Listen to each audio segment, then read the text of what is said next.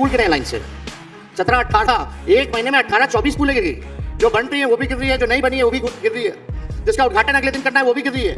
बांध में छेद हो जाता तो बोलता चूहा खा गया। ऑर्डर की अगर हम लोग बात करें तो लॉ एंड ऑर्डर जो है वो क्रिमिनलों का डिसऑर्डर हो चुका है बिहार में। आप देखिएगा सोशल मीडिया में भी प्रेस रिलीज है। दोस्तों आज की डिबेट में हम देखेंगे आज तक पर आए बिहार के नेता तेजस्वी यादव एक इंटरव्यू के दौरान मोदी और बीजेपी की सारी पोल पट्टी खोलकर रख देते हैं और साथ ही गोदी एंकर अंजना ओम कश्यप को बहुत बुरी तरह से जलील करते हैं। दोस्तों आज की वीडियो बहुत मजेदार है, वीडियो लास्ट तक जरूर देखें।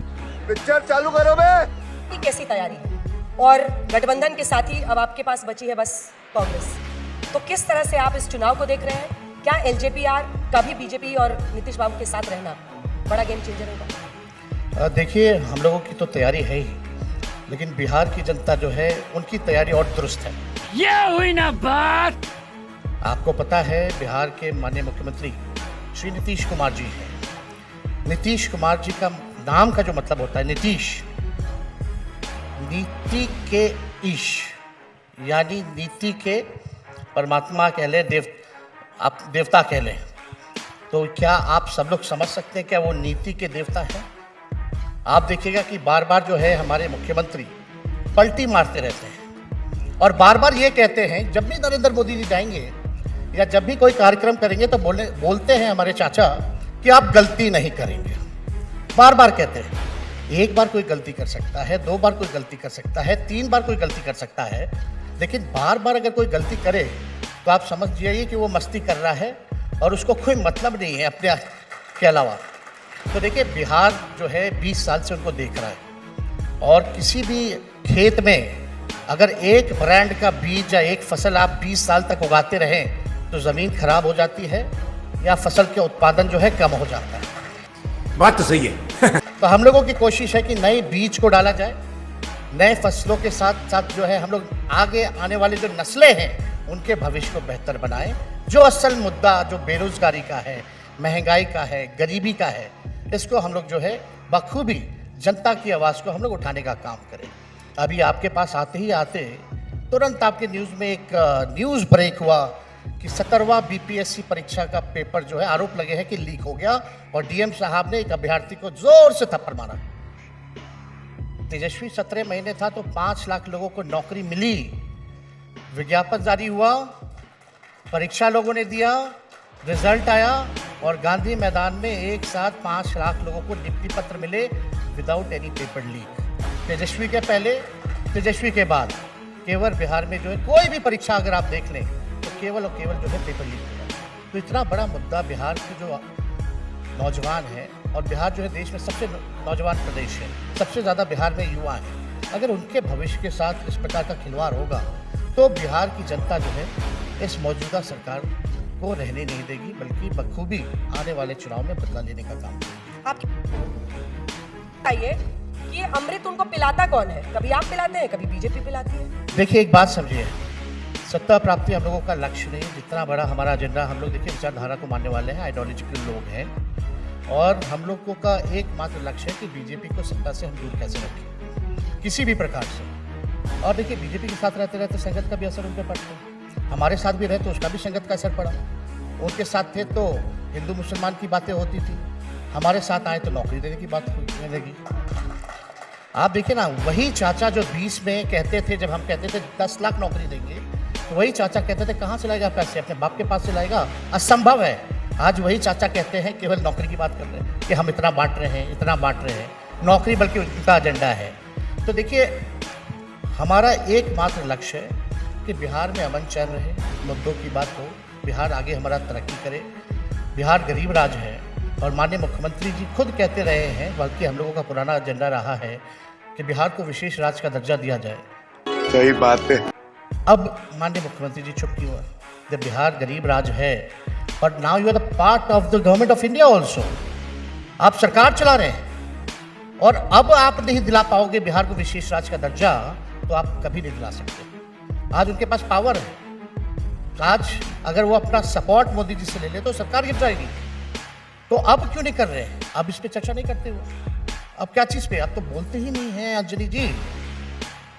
अब बोलते हैं तो क्या बोलते हैं वो आप भी जानते हैं क्या बोलते हैं। आज कहाँ कोई इंटरव्यू कहाँ दे पा रहे हैं? कहीं भी शिलान्यास होता है हजारों करोड़ का, वो चुप्पी साधे रहते हैं। 5 मिनट में कार्यक्रम जो है खत्म कर दिया जाता है। उनको अधिकारी बोलने ही नहीं देते हैं। पूरी तरीके से हाईजैक हो रखे हैं हमारे शासन, तो इसकी चिंता तो है ही। और हमसे ज़्यादा उनको कोई सम्मान नहीं दिया है। वो बड़े हैं, हमारे पिता के मित्र रहे हैं। मेरा दायित्व बनता है कि उनको हम सम्मान दें, लेकिन पॉलिटिकली हम उनका समर्थन नहीं करते, हम उनका कड़ा विरोध करते हैं। लेकिन गलत जगह फंसे हुए हैं। अब वो फंसते हैं या उनके ऊपर क्या प्रेशर रहता है, बीजेपी वाले लोग तो जानते हैं कितना प्रेशर डालने में माहिर लोग हैं। क्या प्रेशर हो सकता है उन पर? अब आपके पास इतना उद्धार है। आज प्रियंका गांधी जी ने भी बोला कि वॉशिंग मशीन है बीजेपी के पास। नीतीश कुमार जी के इर्द गिर्द जो लोग रहते हैं उनके ऊपर भी ईडी सीबीआई लगी हुई है अंजना जी। और आजकल नीतीश जी अपने से नहीं चल पा रहे हैं, अपने से निर्णय नहीं ले पा रहे हैं। कुछ चंद अधिकारी हैं, कुछ चंद ऐसे नेता हैं, वही निर्णय लेते हैं। आज देखिए बिहार में अफसरशाही पूरी तरीके से बिहार में लागू है। एक मुख्यमंत्री एक सरकारी स्कूल का टाइम नहीं बदल सकता। मुख्यमंत्री अनाउंस करते हैं विधानसभा में कि हम सरकारी स्कूल का समय बदल देंगे, उसका इम्प्लीमेंटेशन ये नहीं करा पाते। आप समझ जाइए कितने कमजोर मुख्यमंत्री। यही नहीं, अभी और सुनिए। ये सच्चाई है, आपके पास ऑन लेकिन रिकॉर्ड आपने है। तो नीतीश बाबू को करीब से देखा है। ये बिहार के सभी लोग समझ ना पाएंगे कि जो पहेली है नीतीश कुमार नाम का, इसको थोड़ा सा डिकोड कर दीजिए हम लोगों के लिए। क्योंकि अभी से एनडीए ने फिर से कह दिया है कि सीएम फेस वही होंगे चुनाव में। महाराष्ट्र में शिंदे साहब नहीं बने, देवेंद्र फडणवीस बने। लेकिन आज यहाँ पर चिराग पासवान भी थे। उन्होंने कहा कि हम तीनों साथ लड़ रहे हैं और 25 में वो ही शपथ लेंगे फिर से सीएम का, नीतीश कुमार। क्या है उनमें? देखिए, अब ये उनका गठबंधन है, वो क्या निर्णय लेते हैं नहीं लेते हैं, ये उनका काम है। हमको अपना क्या काम करना है, हम अपने मुद्दों पे लड़ाई लड़ेंगे।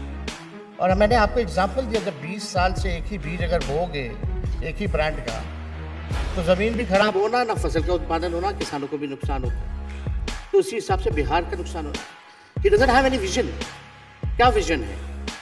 आज बिहार ठीक है, कहीं बढ़े हैं लेकिन स्थिर है। देयर इज आप कह सकते हैं बिहार में 2000 आपने चार्ट दिखाया, तब से कोई स्थिर सरकार चली, 5 साल सरकार चली। जब स्थिरता नहीं है तो विकास कैसे संभव? 17 महीने हमारे साथ आते हैं, फिर उधर चले जाते हैं, फिर इधर आते हैं, किधर भी जाते हैं। तो स्थिरता तो बहुत ज़रूरी है। लेकिन काम के बारे में अगर हम बात करें, बिहार के बोला जाता है कि नीतीश कुमार जी ने बड़ा रोड बनवाया, ये किया है। हालांकि यूपीए का पैसा जब मिला था उसी के बदौलत जो है रोड बने। लेकिन मेरा मानना है कि बिहार में इंफ्रास्ट्रक्चर का फ्रैक्चर हो चुका है। कितने पुल गिरे हैं लाइन से? 17-18, एक महीने में 18-24 पुलें गिर गई। जो बन रही है वो भी गिर रही है, जो नहीं बनी है वो भी गिर रही है, जिसका उद्घाटन अगले दिन करना है वो भी गिर रही है। बांध में छेद हो जाता है तो बोलता है चूहा खा गया। एक बार नहीं गिर रहा, 4 बार पुल गिर रहा है। किस पे कार्रवाई हुई? बिहार में लॉ एंड ऑर्डर की अगर हम लोग बात करें तो लॉ एंड ऑर्डर जो है वो क्रिमिनलों का डिसऑर्डर हो चुका है। बिहार में आप देखिएगा, सोशल मीडिया में भी, प्रेस रिलीज में भी हम लोग लगातार जो है कितनी घटनाएं हो रही हैं उसका जिक्र हम लोगों ने किया है। लेकिन इस पे आप बताओ, कभी भी, अभी विधानसभा सत्र था, आज तक ऐसा नहीं हुआ मुख्यमंत्री जी ने दोनों सदनों में, विधान परिषद हो विधानसभा हो, एक शब्द भी दोनों हाउस में नहीं बोला, एक बार भी नहीं। तो आप समझ सकते स्थिति क्या है। वी हैव राइट्स, हम सवाल उठाएंगे, लेकिन आपका जवाब देना है। आप चुप्पी साधे हुए रहते हैं, कोई जवाब नहीं मिल पाता।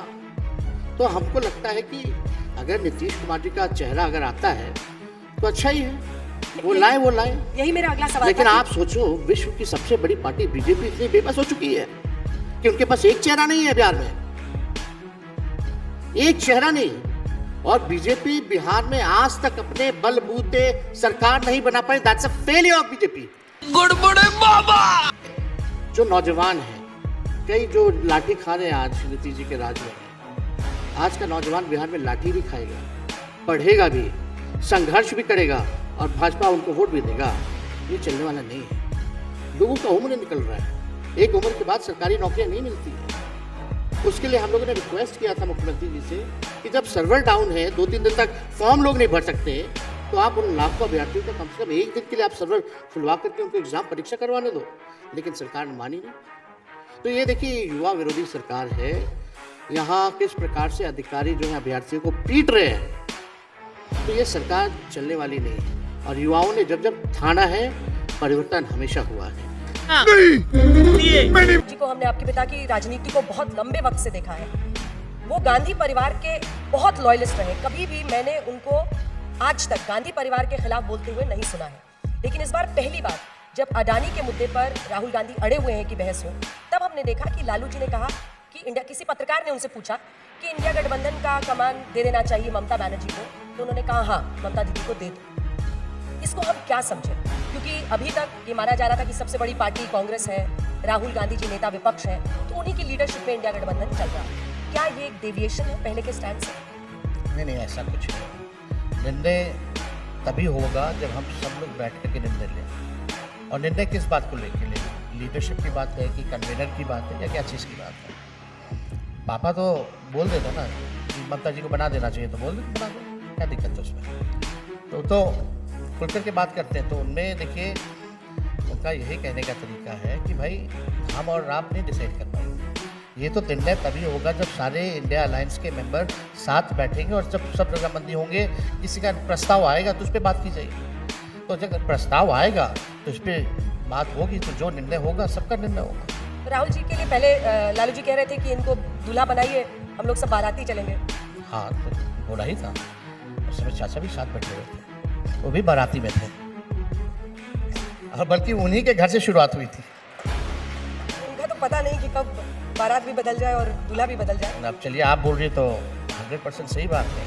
हमने तो उनका पूरा रोड मैप दिखा दिया है कि कब कब वो इधर से उधर गए हैं और उधर से इधर आए हैं। लेकिन एक जो बड़ा विषय है, कई लोग मान रहे हैं कि अब आप लोग कांग्रेस पार्टी की आर्म ट्विस्टिंग कर रहे हैं, क्योंकि अभी तो सीट शेयरिंग होनी है और जहां जहां हरियाणा में बीजेपी से डायरेक्ट फाइट हुई, कांग्रेस हार गई, जबकि लोकसभा में आप लोगों ने पिच बनाया था जिस पर आप लोग बहुत अग्रेसिवली आगे बढ़ रहे थे। हरियाणा में डायरेक्ट फाइट में वो हारे। उसके बाद प्रियंका चतुर्वेदी, शिवसेना सांसद, कहती है कि डायरेक्ट फाइट में देखिए ये पीछे उठ जाते हैं। 2024 लोकसभा के बाद हुए चुनाव में इंडिया का प्रदर्शन हम दिखा रहे हैं। हरियाणा जहां डायरेक्ट फाइट हुई, कांग्रेस की हार। महाराष्ट्र जहां पर कांग्रेस सबसे ज्यादा 101 सीटों पर लड़ी थी, महाविकास आघाड़ी की हार। Jammu Kashmir national conference lead कर रही थी, इंडिया गठबंधन की जीत हुई। झारखंड जहां जेएमएम लीड कर रही थी, वहां इंडिया गठबंधन की जीत हुई। तो आप एक और लगा दीजिए ना, 2024 का बिहार की जीत लगा दीजिए। वो तो दिखा ही रहा है, ये तो दिख ही रहा है ना। सीट शेयरिंग के लिए ये आम ट्विस्टिंग सीट शेयरिंग है, क्योंकि कांग्रेस यहाँ भी seat sharing is a very internal matter ना। अब आपके भी चैनल में you people will decide internally who will sit on what issues, या कौन सी डिबेट में कौन कहाँ जाएगा, कौन किसका इंटरव्यू लेगा। तो that is our own thing. मेरी हेडेक को आप लोग क्यों लेते हैं? मेरे पास ही रहने देते। अच्छा है, आपका हेडेक आप ही को मुबारक। लेकिन किस तरह से दो सीट शेयरिंग होती है, उससे भी कई हद तक तय होता है कि चुनाव का आउटकम क्या होगा। एक और बात आजकल चुनावों का आउटकम डिसाइड कर रही है, और वो है बहुत सारी छोटी छोटी पार्टियों का जमीन पर उतरना। आप जनसुराज पार्टी को, प्रशांत किशोर की पार्टी को किस तरह से देखते हैं? क्योंकि उपचुनावों में कई जगहों पर वो वोट काटने में एक भूमिका निभाते हुए दिखे, और जो उपचुनाव हुआ उसमें एनडीए सीटें ले गई सारी। देखिए, लोकतंत्र में सबका अधिकार है चुनाव लड़ना, पार्टी बनाना, आना चाहिए लोगों को, सबको आजमाइश करनी चाहिए, उसमें क्या बड़ी बात है। लेकिन कुछ लोग होते हैं जो फुलझड़िया पार्टी है, बहुत शोर होता है, लेकिन जब नतीजा आता है तो फुलझड़ी जैसे निकलता है वैसे नीचे भी आ जाता है। फुलझड़िया लोगों का, पार्टी का और बीजेपी का हमेशा प्रयास चला है कि वो अगर सामने से नहीं लड़ पाए तो पीछे से हटाओ। तो ये काम वो हर जगह करते हैं, तो वी नो इट, हम लोग सब जानते हैं। Have you seen that statement जहां हमारे चाचा कह रहे हैं, जब उन्होंने प्रशांत किशोर जी को राष्ट्रीय उपाध्यक्ष अपने पार्टी का बनाया था, उन्होंने क्या कहा था हमारे चाचा ने कि अमित शाह जी के कहने पे हमने अपने पार्टी में उनको राष्ट्रीय उपाध्यक्ष बनाया। तब इससे ज़्यादा प्रूफ क्या हो सकता है? तो हमें इस पर ज़्यादा जोर नहीं देना। और आपसे उनको